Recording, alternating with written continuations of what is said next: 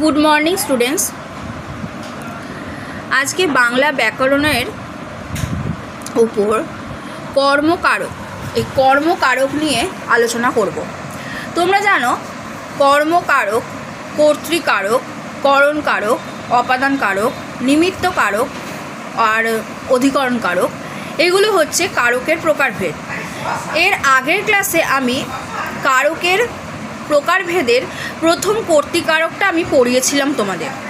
আশা করি তোমাদের ক্লাসটা তোমরা অ্যাটেন্ড করেছো।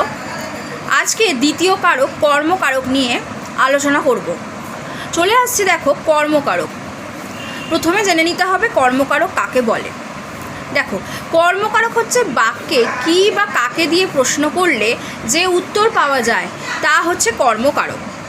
সবসময় মনে রাখবে কী বা কাকে দিয়ে প্রশ্ন করলে যে উত্তর পাওয়া যাবে